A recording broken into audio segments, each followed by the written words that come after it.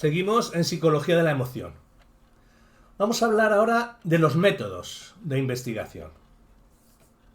Los datos que solemos utilizar para afirmar que estamos experimentando una emoción son de tipo subjetivo fenomenológico, que forman parte de nuestra experiencia y podrían comunicarse a través del lenguaje, fisiológico y expresivo motor, y estos dos últimos pueden ser observados a través de instrumentación sofisticada.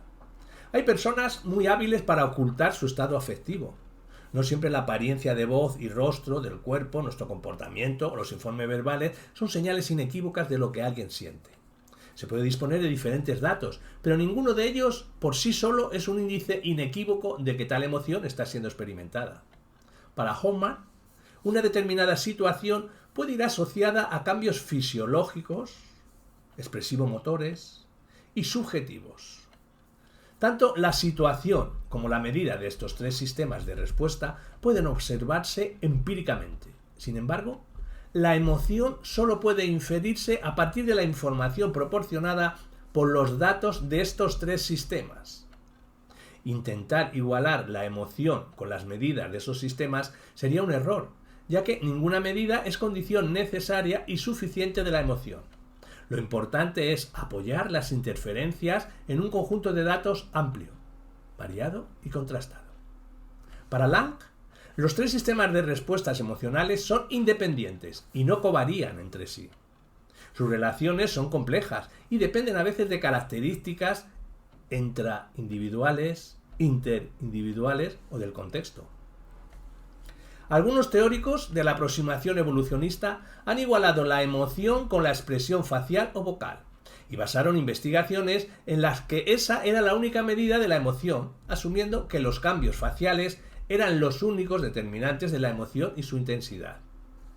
Teóricos de la aproximación psicofisiológica solo se han ocupado de las mediciones en sistemas fisiológicos periféricos, asumiendo que sus cambios ocasionaban las vivencias afectivas.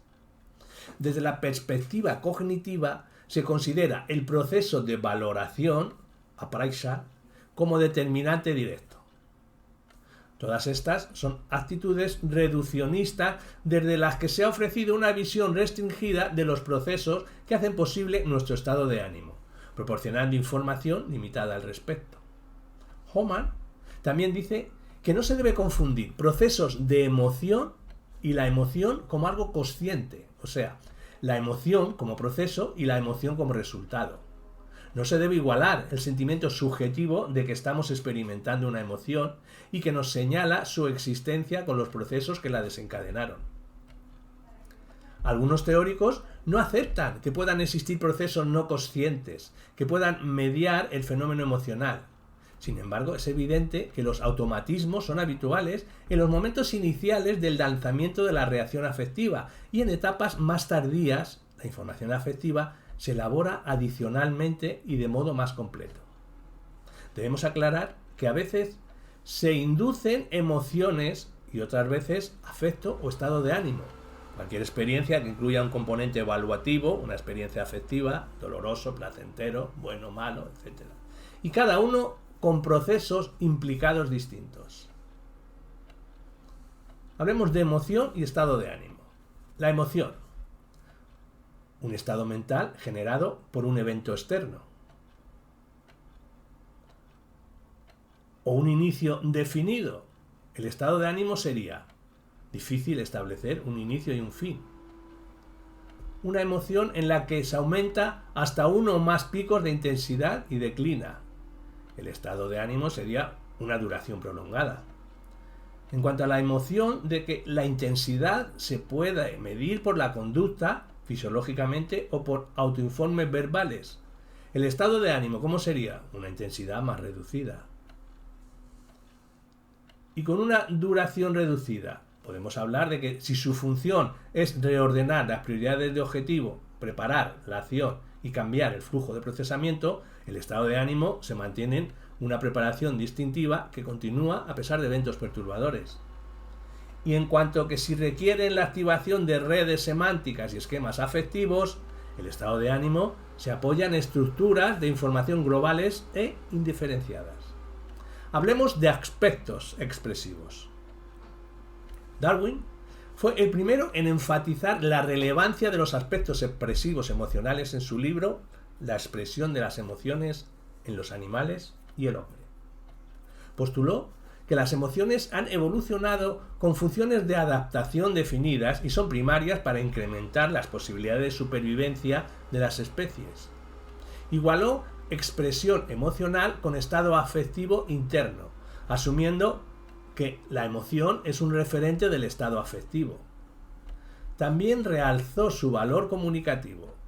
La utilidad de las expresiones emocionales, ejemplo, gritos, sirven de reclamo de ayuda, contracción muscular, que facilita la conducta de huida, y en ella es la que ha garantizado su perduración en la filogenia. Supone que se ha establecido vínculos asociativos ante la expresión y estado interno. Se utiliza el término expresión para referirse a la apariencia corporal, facial o vocal, y el estado interno. Darwin también enfatizó el papel de señalización de las expresiones emocionales y las consideró un lenguaje primitivo y universal que sirve para que los individuos comuniquen entre sí sus estados internos. Al final de su libro sugiere que la expresión abierta de una emoción por medio de signos externos la intensifica, mientras que la represión de todos los signos externos la debilita. Con esto acepta que la apariencia modula el estado interno, sugiriendo una regulación emocional. Según la formulación de Darwin, se puede predecir que las emociones deberían estar presentes en la especie humana y en las infrahumanas, y que el reconocimiento y la expresión de las emociones debería ser transcultural, pues está garantizado por nuestra carga genética. Para apoyar su determinación filogenética, Darwin utilizó fotografía de niños de corta edad y primates. Y para avalar la universalidad, contacto con embajadores que tenían relación con étnicas primitivas y les pidió que cumplimentasen cuestionarios sobre aspectos expresivos de los miembros de las tribus cuando se encontraban en diferentes situaciones.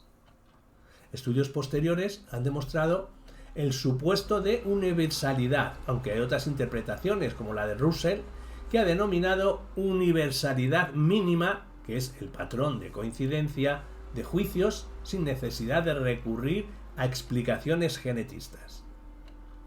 Vamos a hablar de modulación de la intensidad afectiva a través de cambios en la apariencia facial.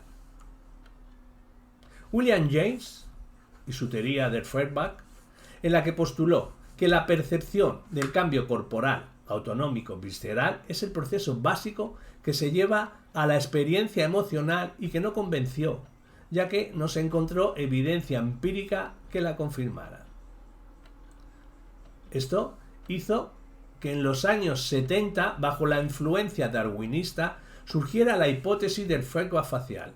Lo que hicieron fue cambiar el foco de interés de las vísceras a la musculatura facial. Y postularon que los cambios faciales y su feedback explican de manera más completa y versátil que la hipótesis de las aferencias viscerales, nuestras numerosas y diversas emociones. Entendían que esto sería posible, ya que las configuraciones faciales eran más variadas que los patrones de cambio fisiológico que se conocían en aquella época. No hay una única hipótesis del feedback facial. Por ejemplo, algunos vincularon las configuraciones faciales con la experiencia subjetiva y otros lo hicieron con las dimensiones de valencia y activación.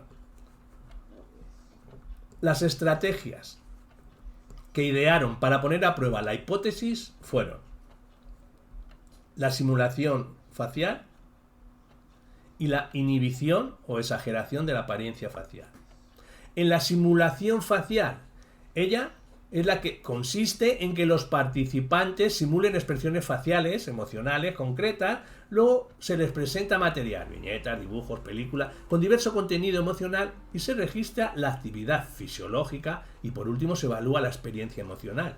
Y en cuanto a la inhibición o exageración de la apariencia facial, esta consiste en que los participantes deben suprimir o exagerar sus expresiones faciales en presencia de estímulos emocionales como descargas eléctricas o películas de diferente contenido emocional.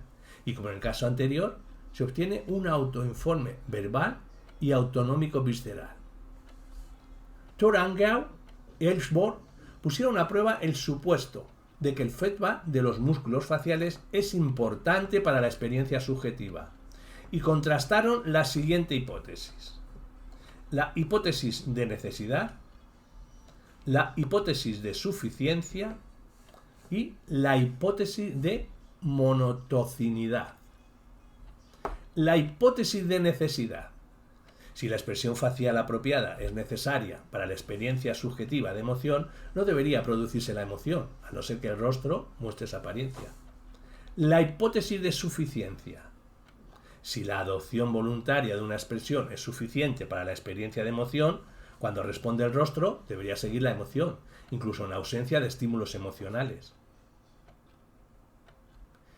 La hipótesis de motonicidad. Existe una relación positiva y monotónica entre la expresión facial y la experiencia emocional. Hablemos de los experimentos. El experimento de Tarengau y Edborn. En él se indica a los participantes que se va a estudiar la percepción subliminal mediante la presentación de películas que generan tristeza, miedo o ninguna emoción. Este experimento también se indica que se registrarán diferentes medidas fisiológicas y se filmarán movimientos de ojos y labios. También, gracias a la colocación de electrodos, se manipula la pose de los participantes sin que ellos sean conscientes, para que unos adopten una pose de miedo, otro de tristeza y otro de no emoción. A otro grupo no se le manipula y se indica que ignoren los electrodos y adopten una actitud natural. Por último, se obtienen autoevaluaciones de miedo y tristeza y 2 jueces entrenados evalúan las expresiones faciales de miedo y tristeza. ¿Y el resultado? Los resultados no apoyan la hipótesis de feedback facial y se confirman la hipótesis de necesidad y suficiencia. Esto en cuanto al experimento de Tarengau y Edborn. En cuanto al experimento de Strack, Martin y Stepp. En él se indica a los participantes que se quiere conocer la habilidad de la gente para ejecutar diferentes tareas con partes corporales no habituales, como lo hacen las personas con lesiones. En él se presentan tareas de evaluación de viñetas, unir 2 puntos con una línea recta o trazar una línea uniendo 10 dígitos, siendo la tarea relevante la primera y se debería haber sostenido un lápiz con los dientes. Se favorece la activación de la sonrisa, o con los labios. Se dificulta la activación de ella. En ella se evalúa la diversión y la dificultad. Los resultados. Las evaluaciones de diversión eran superiores cuando se sostenía el lápiz con los labios. Y esto se interpreta como que la pose facial determina la intensidad del estado afectivo. Otro experimento, el de Larsen, Casimatis y Frey. En él se indica a los participantes que el objeto de estudio es comprobar su ejecución mientras hacen 2 tareas a la vez. Debían mantener separados o unidos los tests, soportes de pelota de gol, mientras realizaban otra tarea. Cuando se intenta mantenerlos unidos, se activa el entrecejo y los 2 corrugatos. Los resultados, pues indican que los participantes proporcionaban superiores evaluaciones de tristeza cuando intentaban unir los tests. Y un último experimento, el de Colby, Lanceta y Clegg. En él se indica a los participantes que el objeto de estudio pretende estudiar las respuestas fisiológicas ante el dolor. Se indica que van a recibir descargas eléctricas, que debían soportar todo lo que pudiesen, y cuando quisieran podían detenerlas con un botón. Se manipula la pose facial, indicando que actuasen como si la descarga fuera mayor o menor a lo que era realmente.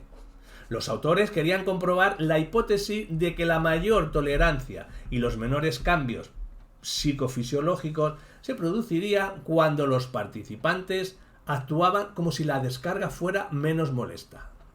En cuanto a los resultados, la hipótesis se comprueba parcialmente. La expresión fácil modulaba el estado afectivo molesto, pero no influía en la tolerancia.